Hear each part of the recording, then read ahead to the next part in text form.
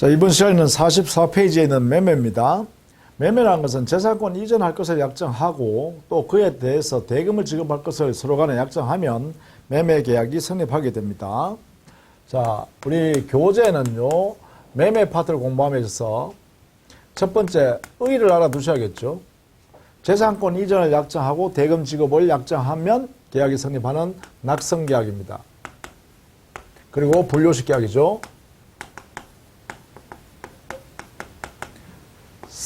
청약 승낙에 의해서 계약이 성립한다. 방식을 요하지 않는다. 일단 방식이 없다. 마음대로 할 수 있다. 자, 두 번째, 매매의 예약을 알아두세요. 이 예약이란 제도를 이해해 두셔야 하는 거예요. 예약이란 것은 장래에 가서 본 계약을 체결하기로 지금 현재 미리 약속해 두는 것을 예약이라 그럽니다. 이때 장래에 본 계약을 매매를 할 것을 지금 약속해 두는 것, 미리 약속해 두는 것을 매매의 예약이라 그래요. 자, 이때 우리 민법에서는 어떻게 처리하냐. 매매 예약이 있으면 이 예약 형태를 매매의 일방 예약인 것으로 추정해요. 이 규정을 두고 있기 때문에 그렇습니다. 그러면 도대체 일방 예약이 뭔가 이걸 알아두셔야겠죠. 매매 예약 중에 일방 예약, 즉 매매의 일방 예약이라는 게 뭘까? 자, 이것은 예약 당사자 중 어느 한쪽이 일방이죠. 어느 한쪽이 예약을 완성시켜 버릴 수 있는 권리, 예약을 완성시켜 버리는 권리는 뭐냐? 예약 완결권이라고 합니다. 이 예약 완결권을 예약 당사자 중에 일방이 보유하기로 약속하는 거예요. 일방이 보유. 이것을 우리는 일방예약이라고 그래요. 그래서 나중에 이 예약 완결권을 가지고 있는 이 일방이 행사하면 매매 계약이 체결되어 완성되어 버리는 거죠. 이렇게요. 그래서 이 예약 완결권이라는 권리는 형성권입니다. 왜냐하면 매매 계약을 형성하니까요. 자, 이런 내용으로 우리 민법은 정해놨다라는 것. 이 정도만 알아두시기 바랍니다. 그 다음에 매매에서 알아둬야 될 게 계약금이에요. 계약금. 이 계약금은 계약을 할 때 당사자가 금전 기타 유가물로 교부를 하는 거예요. 상대방한테. 교부하면 그 상대방이 교부받아서 그 계약금으로 정한다는 거죠. 이때 계약금은 반드시 계약을 체결할 당시에 당사자 일방이 그 상대방한테 금전 기타 물건으로 교부한 것을 계약금이라 그러는데 이것은 먼저 계약금 계약을 해야겠죠. 정하고 이제 주겠죠. 계약금 계약에 의해서 계약금을 정하고 그 다음에 교부를 해야 돼요.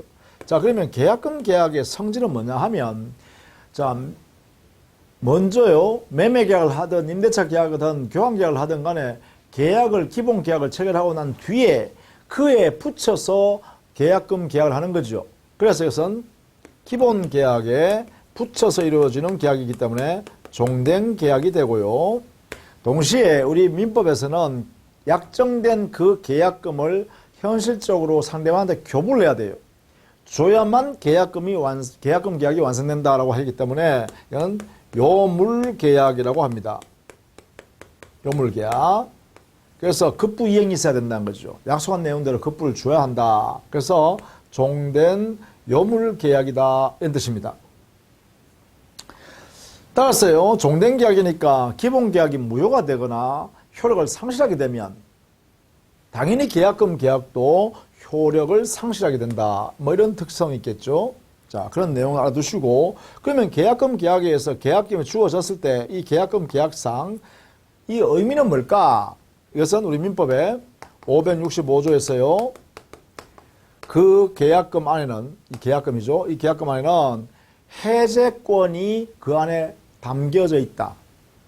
이걸 보통 우리는 해제권이 유보되어 있다 이렇게 하고, 해제권이 유보되어 있는 계약금이다 이렇게 해석하는 것을 해약금이라 하고, 이 해약금의 성질을 갖는다고 우리 민법은 일단 추정하게 되어 있습니다. 이렇게 해약금으로 추정한다. 그렇다면 여기는 해약금을 추정하기 때문에 이 약정금인 계약금 안에는 해제권이 유보되어 있다는 뜻이다 했어요. 해제권 유보. 그러면 유보된 이 해제권을 행사할 수 있겠죠? 행사하기 위한 요건을 여기에서 정해놨습니다. 요건을요. 이 내용의 요건을 보면 일어났죠. 565조에서 어느 일방이 이행에 착수할 때까지 교부자는 그 교부한 계약금을 포기하고 해지할 수 있고, 교부받은 수령자 있죠? 교부받은 자는 받은 금액의 배액을 상환하면서 그 계약을 해지할 수 있다. 이렇게 해놨어요.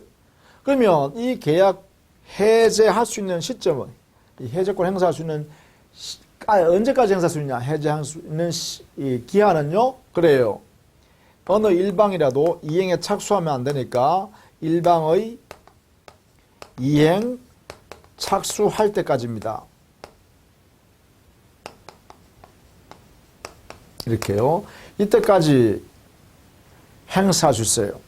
그러니까 계약금을 준 사람은 그 돌려받을 생각 말고 포기하고 계약을 해제해라, 이런 뜻이고요. 또 그 계약금을 받은 사람은 그 배를 돌려주면서, 배니까 받은 것에 그만큼을 붙여서 돌려주면서 계약을 해제한다, 이렇게 할 수 있다는 것이죠. 이것을 우리 민법에 만들어 놨다는 것입니다. 이 내용이 이제 민법의 태도다, 이렇게 정리하시면 되겠죠. 자, 그러면 이러한 매매 계약이 이루어졌을 때, 매매 계약은요, 우리 민법상에 매도인에게 그 권리나 하자, 물건에 하자가 있으면 담보 책임을 지게 하고 있어요. 즉, 그만큼 책임을 지라 해놨어요. 매도인한테 책임. 그 담보 책임은, 그 성질은요, 매도인의 권리 이전 의무와 물건, 목적 물건 있죠? 인도 의무가 있는데, 이 의무 중에 권리에 흠이 있거나 물건에 흠이 있다. 이걸 우리는 하자라 그러죠. 이렇게.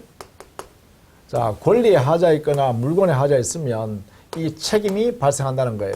책임이. 이 책임에 있어서 권리나 물건에 하자 있는 데 대해서 여기에 매도인이 잘못이 없어도 책임을 진다. 무책이에요, 무책. 응?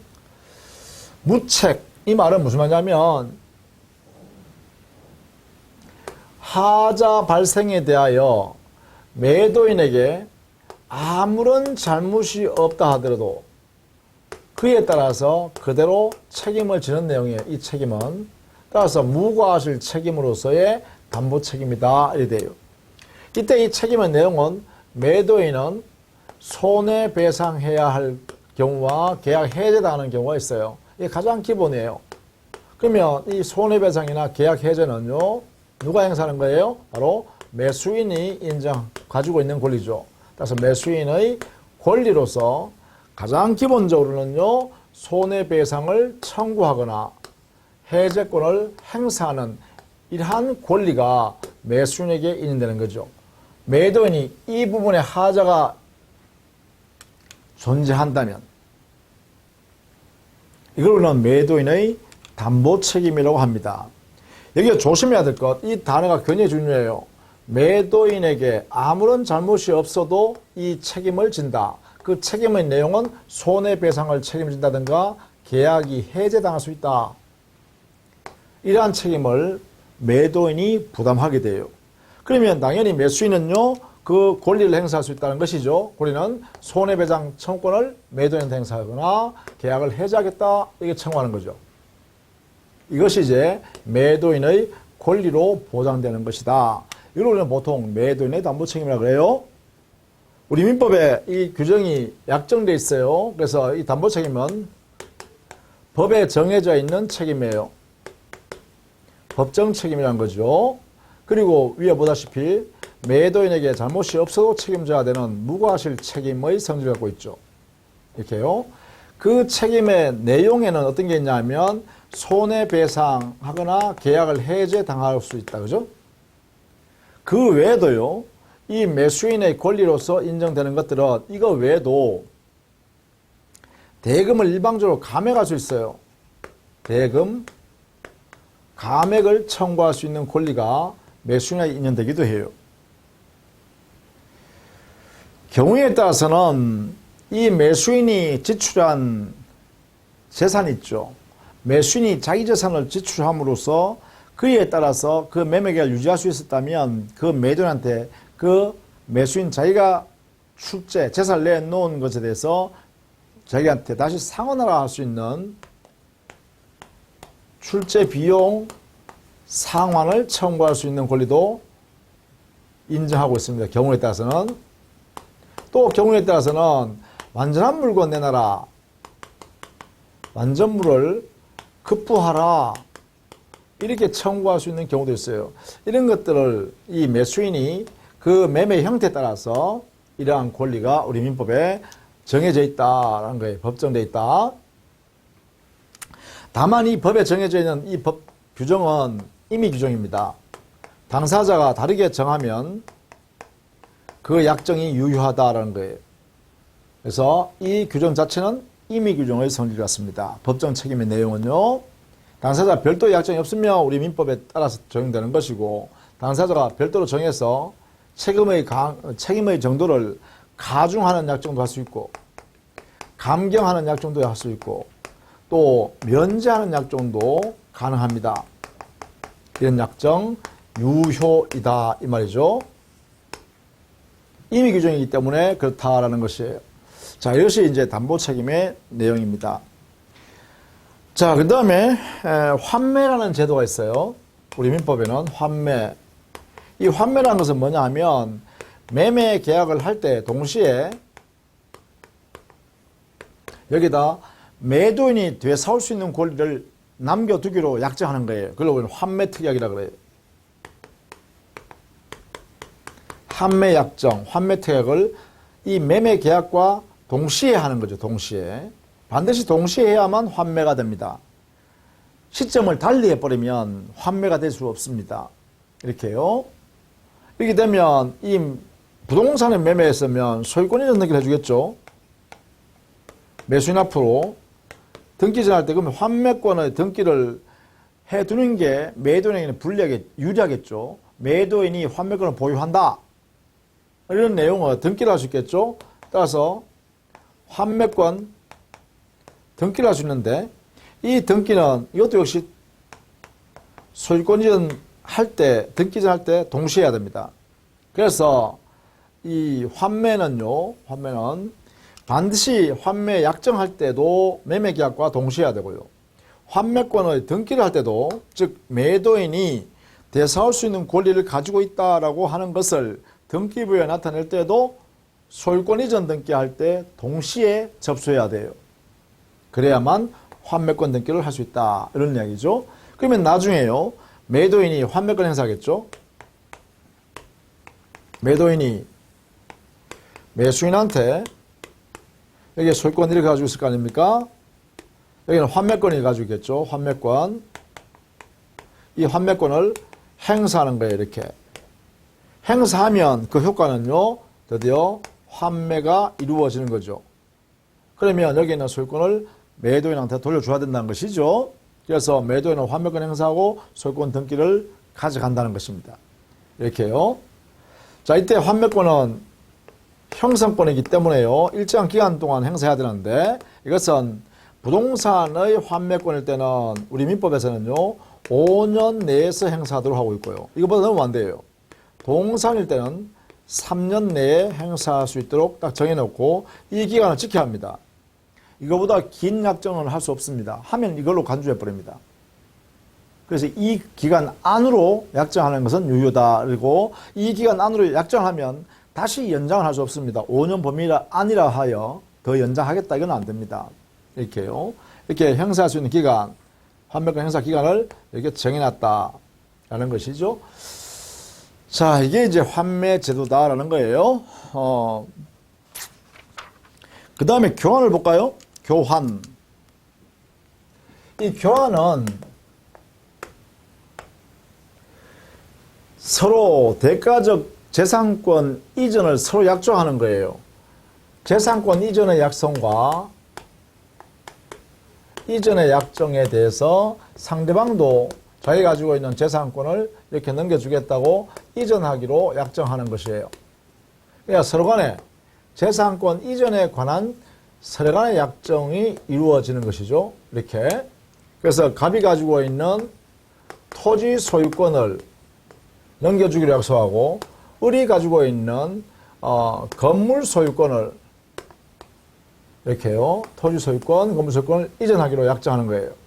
그러면 매매와 차이점은 여기에 재산권 이전에 다시 재산권 이전을 약정하는 것이지 대금 지급에 관한 약정을 하는 것이 아니라는 면에서 차이가 있어요. 대금 지급을 약정해버리면 이것은 매매가 돼요. 그래서 교환계약도 역시 낙성계약이에요. 약정에 의해서 이루어지기 때문에 낙성계약이고 불료식 계약입니다. 자, 그런데 만약에 이 토지는 가치가 10억짜리 가치가 되고요. 여기에 있는 재산권인 건물 소유권은 9억짜리 가치가 되면 이렇게요. 그러면 이 대등한 가치 이전이 아니죠. 그럼 여기다가 현금 1억 원을 보충해서 넣겠죠. 그래야 대등하니까. 이때 이 현금 1억 원은 보충금이라 하고 이 보충금은 이 대금의 성질과 유사하기 때문에 우리 민법에 매매에 있어서의 대금의 규정을 이 규정을 여기다가 적용합니다. 보충금에 관한 규정에다 적용해요. 자, 이렇게 보충금 1억 원을 붙여서 넘겨주겠다고 약속하더라도 이것은 여전히 교환계약일 뿐입니다. 이렇게 보충금 지급 약정이 있다고 해서 매매계약으로 바뀌는 건 아니다. 이렇게 되겠죠. 자, 이것도 역시 교환의 개념 정도 알아두시면 되겠습니다. 자, 그 다음에는 임대차입니다. 우리 교재 47페이지예요. 자, 임대차라는 것은 임대차 계약을 말하는 것이죠. 임대차 계약. 자, 임대차 계약이란 것은 어느 일방인 임대인이 자기가 가지고 있는 물건을 사용, 수익해 할 것을 약정하는 거예요. 이때 임차인은, 즉 그 타방 임차인은 이 사용 수익에 대하여 차임 지급할 대가로서요. 사용 수익의 대가로서 차임 지급을 약정하는 거예요. 이렇게요. 이 두 가지 약정이 이렇게 이루어지면 이것이 바로 임대차 계약이다라는 거예요.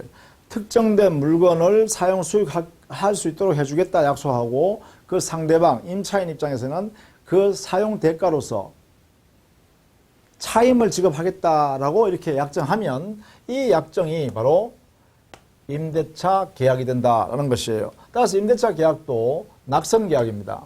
당사자끼리 약속하면 이루어지고 이것을 반드시 방식에 따라 할 필요는 없죠. 불료식 계약이죠. 자, 여기서 임대차에 안았어요. 부동산 임대차. 부동산 임차하면 임차인은 부동산 임차권이 발생하겠죠. 자, 부동산 임차권은 지상권, 지역권, 전세권처럼 물권은 아닙니다. 이것은 채권이죠. 왜냐하면 이 임대차 계약 자체가 채권행위이기 때문에 그렇습니다. 채권행위이기 때문에 채권이 만들어져요. 그래서 임차권은 채권입니다. 이 채권이 물권과 같은 성질을 가지는 것을 뭐라 하냐. 부동산 임차권의 물권화다 이렇게 하고 오늘날 이러한 물권화 경향을 많이 인정하고 있다 이런 이야기예요. 자, 이때 물권화가 된다는 것은 물권이 된다는 뜻이 아니고 채권이 물권이 가지고 있는 성질을 조금 띠게 된다, 가지게 된다는 뜻이에요. 그 내용으로서 예를 든 게 바로 첫 번째 대항력이 생긴다는 것이죠. 대항력. 이 대항력을 발생시키기 위해서는 우리 민법상으로는 등기를 하게 되면 임차권 등기요. 부동산의 임차권 등기를 하게 되면 그러면 대항력이 발생해요. 따라서 임차인은 임대인이 아닌 제3자한테도 대항할 수 있다. 내가 임차인이다라고 주장할 수 있다는 거죠. 따라서 이 물건을 내가 지배할 수 있는 힘이 있다라고 주장하는 거예요. 이게 가능하다는 거죠. 이걸 대항력이라 합니다. 우리 민법상의 등기가 대항요건이에요. 대항력이 발생하기 위한 요건. 그 외에도 특별법에 있는 주택임대차보호법이나 상가건물임대차보호법에는 등기 외에도 특별히 대항력이 발생할 수 있는 요건을 만들어 놨습니다. 그것은 다음 시간에 우리 살펴보도록 할게요. 두 번째, 제3자 침해에 대한 배제인데요. 이것은 이 등기된 토지 임차권일 때 이것이 침해당했을 때 침해가 있다라고 하면 이때 이 등기된 임차인은 임차권을 가지고 방해 배제를 청구할 수 있다. 이게 물권 청구이죠. 이거 정도는 인정해 주겠다라는 것이 통설입니다. 그러나 방해 배제 내지 제거는 청구할 수 있지만 반환을 청구하는 권리는 인정하지 않습니다. 이 반환 청구권은 본질적으로 물권에만 있습니다. 물권에만. 내가 독점할 수 있는 물건인데 왜 너가 가지고 있니? 내놔! 돌려줘! 이렇게 할 수 있는 것은 물권자만 행사할 수 있다는 거예요. 그러다 보니까 물권화 경향에 불과하기 때문에 대항력을 갖추고 있는 그러한 임차권이라면 그래요. 방해 배제 청구 정도는 할 수 있겠다. 야, 거기서 나가라. 너 방해하고 있는 요소 치워라. 이렇게 할 정도만 인정하겠다는 거죠. 그래서 요 내용도 함께 알아두시면 좋겠다라는 것입니다. 그 다음에 세 번째 임차권 처분인데요. 부동산 임차권을 마음대로 처분할 수 있는가? 그래요. 처분을 허용합니다. 처분을 허용해요. 임차권 양도, 임차물을 다른 사람한테 다시 빌려주는 전대 가능한데 다만 우리 민법에서는요. 여기 민법상은 자유롭게 마구 처분한다든가 마구 전대차를 할 수 있는 게 아니고요. 이때는 임대인의 동의가 필요하다. 동의를 받아서 해라 이렇게 해놨다는 거죠. 임대인이 동의를 받아야 그 처분한 행위가 대항력이 발생한다 이렇게 했어요. 대항력이 생긴다. 그래서 임차권을 양수받은 사람이 임대인한테 대항하기 위해서는 그래요. 임대인 동의를 받아서 그 임차권을 양수받았다면 대항할 수 있다는 거죠. 이렇게 만들어놨어요. 대항력에 발생하기 위한 요건이 바로 임대인의 동의입니다. 이렇게요. 이런 제도를 만들어 놓았다라는 것이. 자, 그 다음에 임차권의 존속 보장인데 이 임차권의 존속 기간은 우리 민법에는 아무런 제한이 없습니다. 최단기, 최장기 아무런 제한을 두지 않았어요. 우리 민법은. 그러나 주택임대차보호법이나 상가건물임대차보호법에는 각각 최단 존속기간을 만들어줘서 법 규정에다가 만들어 두어서 그 기간보다 짧은 내용으로 존속기간을 정하면 그 최단 존속기간으로 간주해버립니다. 또 약정을 하지 않아도 그 최단 존속기간은 보장해줘야 한다는 것이죠. 이렇게 함으로써 임차권이 보다 강화되죠. 강화. 그래서 최단 존속기간을 법에서 인정해주면 그 임대차는 힘이 센 임대차가 될 수 있다. 이게 바로 물권화 이렇게 표현할 수 있겠죠. 그죠? 물권화가 된다. 이렇게요. 자, 그 다음에 임차인이 임대차 계약을 체결했을 때 임차인에게 특별히 인정되는 권리들을 한번 볼 필요가 있네요. 임차권이 가장 기본인데 그 임차권 이외에 말입니다. 우리 민법에서 인정되는 권리를 좀 살펴보면 기본적으로 임차인의 권리 하면 당연히 첫 번째는 임차권입니다. 임차권인 채권입니다. 이 채권은 원칙적으로 임대인한테 행사하는 거죠. 에게 행사하는 거죠. 그래서 이게 부동산 같은 경우 등기를 하게 되면 대항력이 생겨서 제3자한테도 행사할 수 있죠. 이렇게 하죠. 자, 이거 외에는 어떤 게 있는가? 우리 민법에 이제 살펴보면 기본적으로요, 부소물 매수 청구라는 게 있어요. 이때는 건물 기타 공작물의 임차인, 그러니까 대표적으로 건물 임차인 할게요.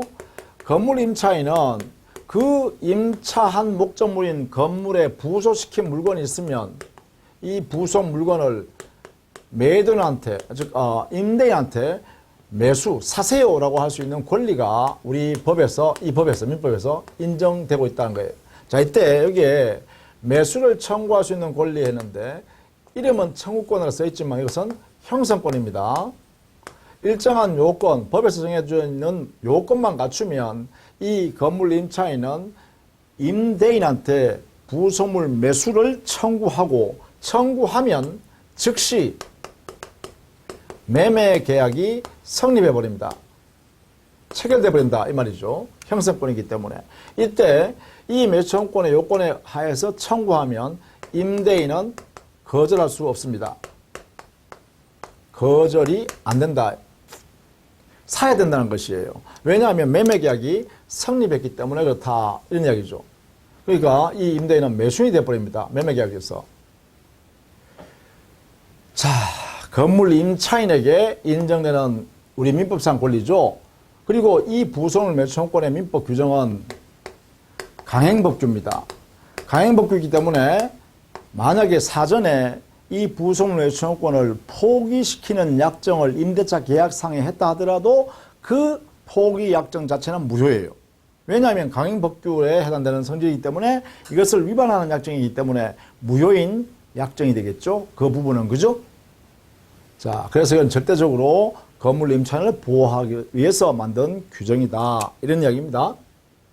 다만 이제 우리가 기본 교재에 가게 되면 우리가 부속물이 무엇인지 매수 청구를 할 수 있는 요건은 어떤 것인지를 상세히 배웁니다.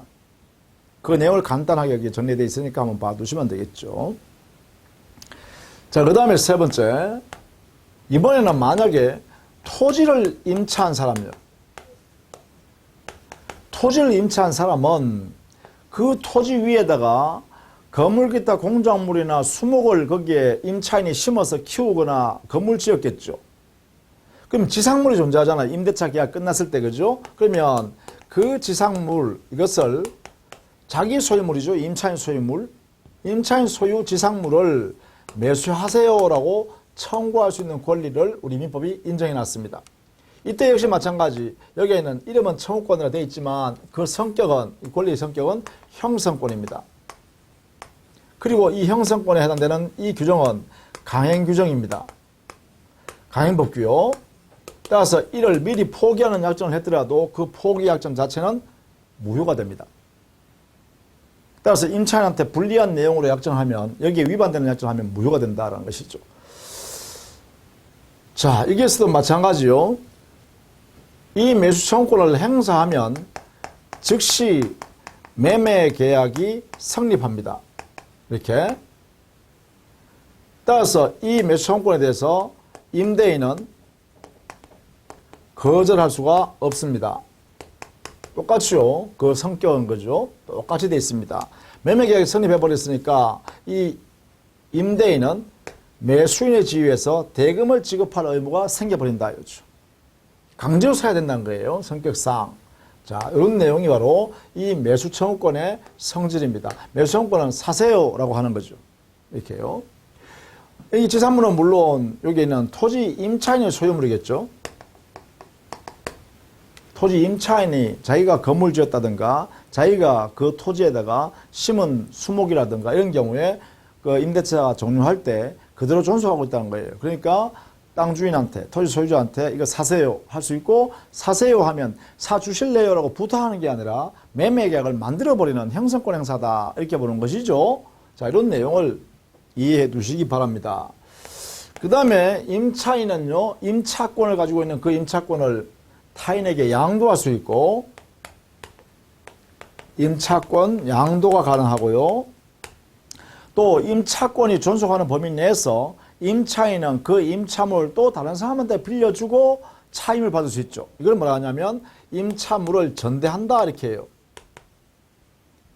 임차물을 전대, 다시 빌려준다라는 것이죠. 이게 가능합니다. 각각 양도나 전대가 가능해요. 다만 우리 민법은 이 양도 전대를 하기 위해서는, 적법하게 하기 위해서는 임대인의 동의가 있어야 한다 했어요. 동의가 있어야, 그래야 양도 전대가 우리 법에서 허용되는 내용으로 적법하게 됩니다. 이렇게. 따라서 만약에 동의 없는 상태에서 이러한 행위를 했다라고 하면 어떻게 되냐? 이때는요, 임대인은 임대차 계약을 해지할 수 있습니다. 임대차를 해지할 수가 있어요. 이렇게. 해지권이 임대인한테 발생한다는 것이죠. 자, 이런 내용이에요. 보통 이 동의를 받고 한 양도 전대를 적법 양도, 적법 전대라 그러고요. 동의를 받지 않고 만약에 양도 전대했다면 이때는 우리는 무단 양도, 무단 전대라고 합니다. 무단으로 양도했다, 무단으로 전대했다. 이렇게 표현한다는 것이죠. 이때는 해지의 대상이 된다, 그죠? 임대차 계약을 해지하는 겁니다. 그렇죠. 이런 사유가 발생했을 때는 해지가 가능하고 그 해지는 임대차 계약을 해지해 버립니다. 그러면 임대차 계약이 해지돼 버리면 임차인은 당해 목적을 반환해 줘야 되고 거기에 전차인이나 양수인도 쫓겨나가야 되죠.